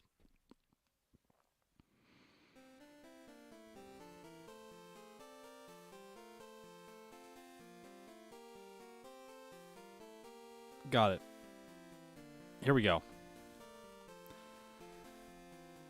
Rest for this fight, because I want rest throughout the entire league, and I'm going to put it in the place of Karate Chop. Because, how many wild Pokemon on average in a run? Somewhere between like 1 and 20. It's not very many. Yes! Good. Please take this thing out. No. Yes, flinch. Awesome. Okay, this thing dig. It can only use Psychic or Amnesia, and it has to use Amnesia on the second turn. So, yeah. Dig is good there. Because you go underground, the turn it can use Psychic, and then it has to use Amnesia on the next turn. Low kick is better because the... no. Oh, no freeze. Yikes. Okay. I usually reorder my inventory against this guy. He's pretty bad, but we'll just switch things around. Full restore slot run, and then, oops, like this. And for this fight, I'm going to teach Mimic. And I'm going to put Mimic in the place of Low Kick.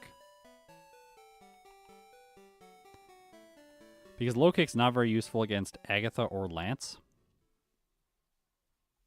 And, yeah, I have Dig against the Onix. Dig against the Hitmonchan. The burn there would have been real bad. No. Do not do this to me. Do not. I want this so bad. Yes. Okay, high jump kick Mankey is like one of my favorite things. Do I need it for this fight? No. But is it fun? Yes, it is fun, so I do want to do it. No! Holy. By the way, if you crash with high jump kick, you only lose 1 HP in Generation 1. So that's why that's not really that risky. Also, Bruno did like the best... Sorry, wait. I got confused there for a moment. Like, sorry about that. He did like the best possible thing there. Just got to pause for a second. I got a cough.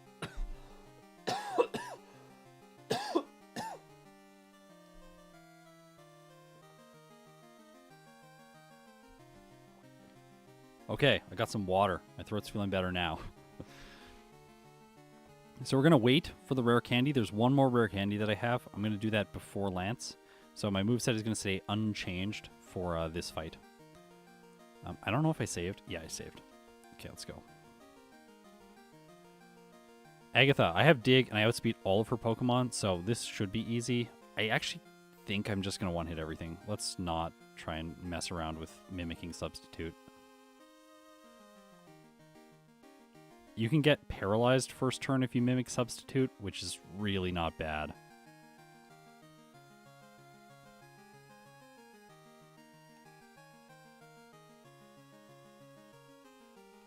So Agatha's done. Funny that a fighting type does not have problems against Agatha. So there we go, up to level 73. Again, I planned this out so that I'll be over a damage rounding threshold for Lance. And now, at long last, we get the Thunderbolt Mankey. Thunderbolt in the place of Mimic. It's weird. Okay, here we go. Mankey against Lance. Hopefully this is going to work out. This fight is a little bit tricky.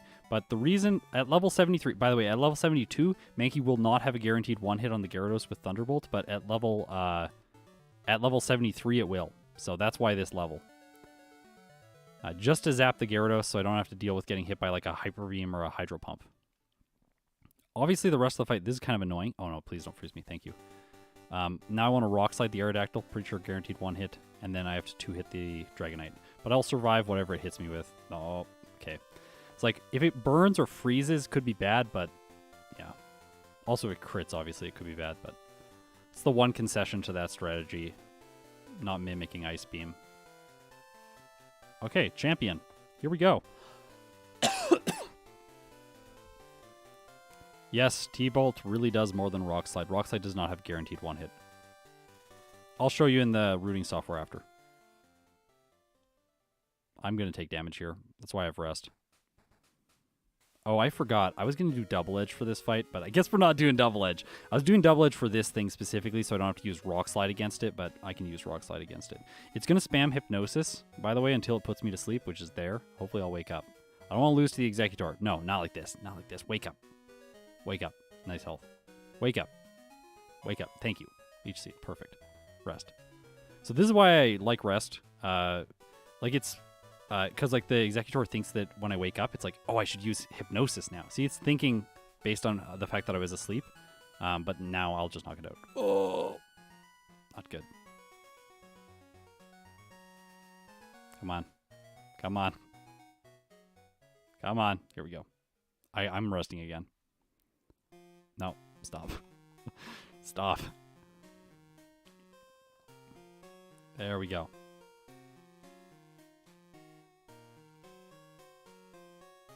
That's not very much health. I hate this thing. The Executor is the worst. Are you kidding me? Are you kidding me? It survived that? I looked away. I was like, it's definitely going to go down. Oh my gosh. Bud is the worst. I'm going to lose. Yeah, I lose.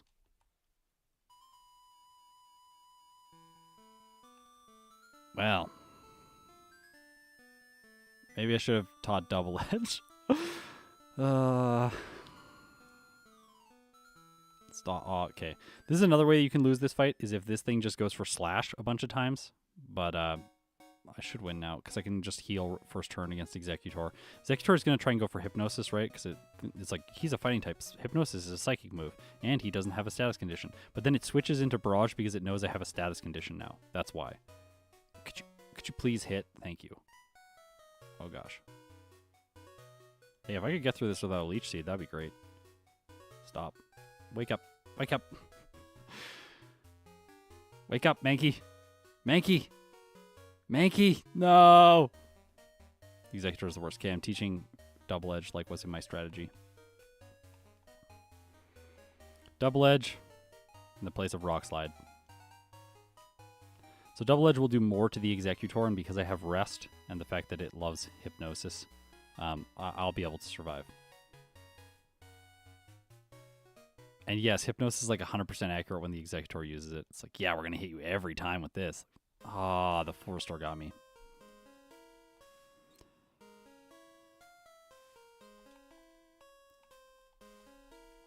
Okay, I just want everyone to reflect. There were some comments that were like, are you training a lot in the mid game? Like, do you need this? Yes. Yes.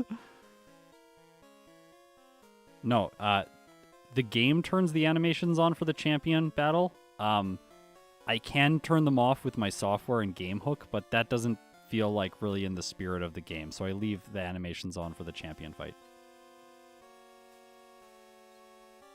So it's going to hypnosis. So I'm going to sleep because then it wastes a turn. Haha. Then I will attack when I have more health. So this one is it has like a 60-some% chance to 2-hit, but not now because I got a leech seed. Can you just miss? Just miss a hypnosis?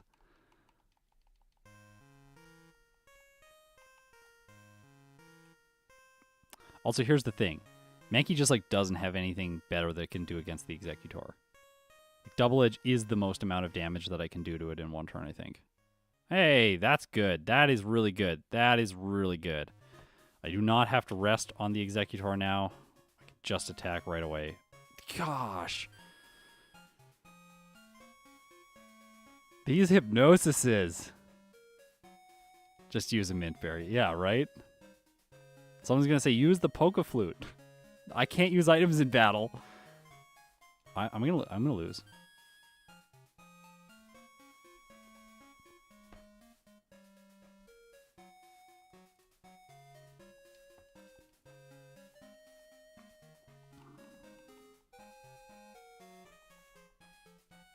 Remember, Rock Slide doesn't flinch, so Double Edge is more reliable.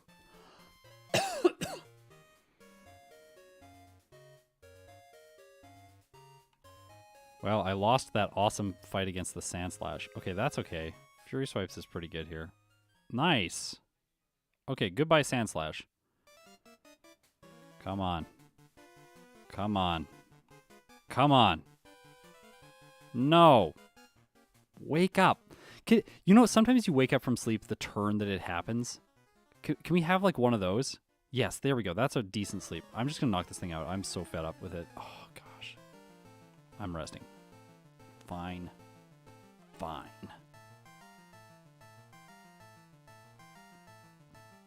Hey. Perfect. Okay. Dig is annoying now because, yeah, and this thing is going to hit me. Oh, that paralysis. Yes! Yes! I think I have to heal. So it can reflect if I dig, and then I will not knock it out. It can also quick attack. Okay, no quick attack. It does not know that quick attack has priority, so it just randomly uses it. I would have lost there if it was quick attack. Let's go. Let's go. That's that. Oh, I should have just attacked because it's always going to use reflect. Because I'm a fighting type and reflect is a psychic type move. Missed that in the moment. Oops. Well, there we go. Mankey clocks in. So we're going to compare results. We're going to place it in the tier list. We're going to do all of that as soon as we get our game time here. In a second. It's coming. Here it is. Oh, no. That's Squirtle. Here it is. Okay. Does Leech take effect? No, you cannot, like, put Leech Seed onto a Pokemon if you're underground. But if you already have Leech Seed and you're underground, then you can still take damage from Leech Seed. So yeah, you're correct. If I used Dig, I would have lost to Leech Seed. So I did the right thing anyways. But I did. So I actually might have got tricked if I had remembered Reflect. It's a good thing I'm a bad player. Okay, so let's go over this. Let's go over Mankey's. So this is the tier list as it stands today. This time is 1 hour 23 minutes and 34 seconds. So that is slower than all of the Pokemon in the C tier. I'm going to have to look and see what the times are for some of these other Pokemon. Let's just reflect on how Mankey did in comparison to its previous results. So last year when I did my Mankey playthrough, it was like January 14th. I released that video. It got a real time of 1 hour 42 minutes and 2 seconds. I finished this time 2 levels higher, but that's because last time I didn't understand what damage rounding was. So being level 73 for Lance was really critical to get the key guaranteed one-hits against the Dragonite, etc. So let's just show that right here. In the routing software, if we look at Lance and then check battle, damage ranges, Thunderbolt has a guaranteed one-hit. Rock Slide only does 81 to 96% damage. So it will only one-hit if I get a critical hit. So it's a guaranteed 2-hit and a 1-hit if I get a crit. But Thunderbolt has the guaranteed 1-hit. So that's why I chose the Thunderbolt strategy in that fight. And if I turn this rare candy off, then Thunderbolt only has an 82% chance to one-hit the Gyarados. That's at level 72. So at level 73, it gets the guaranteed one-hit. And that's why I chose this strategy.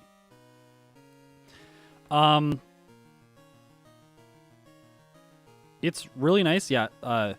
Like 33 minutes of game time shaved off, which is awesome.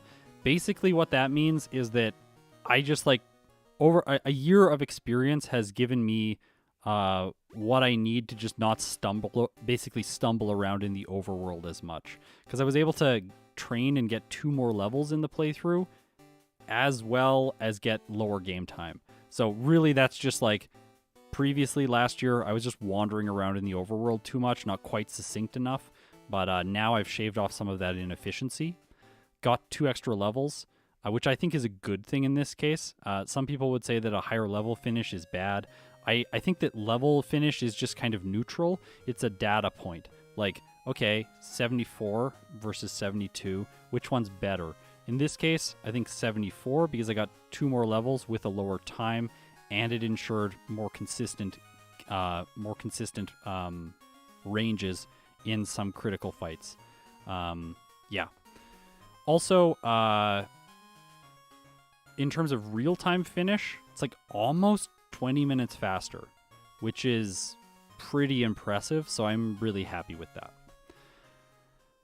Now, let's quickly see how this compares with some of the other Pokemon. So we want to look at like a Pokemon like Horsey and figure out what was Horsey's final time. Please forgive me if these times are off by like a second or two, because rounding in Excel is not fun, especially with durations. So Horsey had like 1 hour and 19 minutes time. Hitmonchan was like an hour and 20.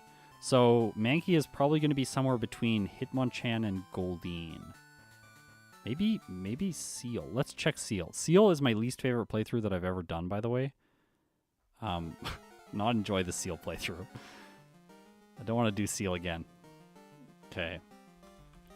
I actually do not have the data for this one, so I have to go to my my video. Because I did not have an auto splitter at the time.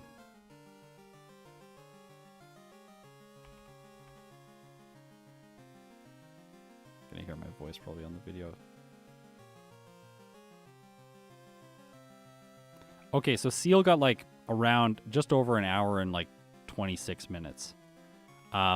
So maybe Goldeen is the most comparable. Let's find it. And I will be putting all of these results into a giant database and hopefully hosting them on a website so that you can all check out the results and see exactly like all the data whenever you want. Goldeen's, okay. This is good. This is good. Goldeen had a time of 1 hour, 23 minutes, and 39 seconds. So, Mankey is faster than Goldeen by 5 seconds. I think that warrants looking into some other metrics. Goldeen's game time was 5 hours and like 11 minutes. I think it might be 5 hours and 10 minutes. You have to check the video. My splitter takes the time at the same time that it clocks the real time, which is 5 hours and 9 minutes. So either way, Mankey had a faster game time than Goldeen. Mankey also finished like 4 levels higher. But I did play the Goldeen playthrough a while ago, so I could probably get a little bit of a better result with Goldeen. Mankey had 10 resets, and I'm not sure how many resets Goldeen had. Let's find out.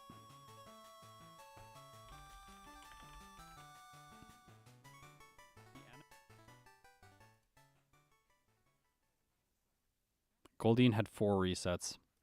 So, okay, here's the thing.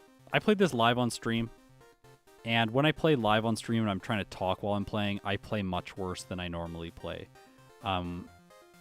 And I think that I could shave some time off Mankey's playthrough if I just had like a few, like he could get luckier in some fights. He could also, I could play a little bit better by not streaming. And so I think where I'm going to put Goldeen today, I think where I'm going to put Mankey today is between Hitmonchan and Goldeen in the D tier. So Mankey gets to go there. He's got his arms around his bro, Hitmonchan and Goldeen, or he's actually just punching them both in the face because that seems more like on brand for Goldeen, for Mankey. Oh my gosh, my brain! Come on. Where is Chansey in the tier list? Not there. It's really hard to keep versions up to date with the tier list and have the right one in the right video because we are producing all of these videos asynchronously. We do not release the videos in the order that the videos are filmed in or in the order that the videos are produced in. So that's why the tier list is sometimes inconsistent. At the end, all Pokemon will eventually make their way into the tier list. If a Pokemon is absent from the tier list, it just means that tier list graphic was made before the video was produced. Okay, well, this was fun. Hope you all had fun. If you have any questions for me, let me know now. I can stick around for like another 2 minutes or so. And yeah, then tomorrow, Vaporeon versus Flareon versus Jolteon.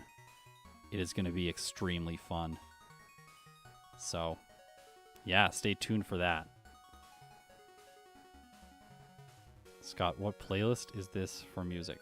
I think this one is it's Heart Gold and Soul Silver.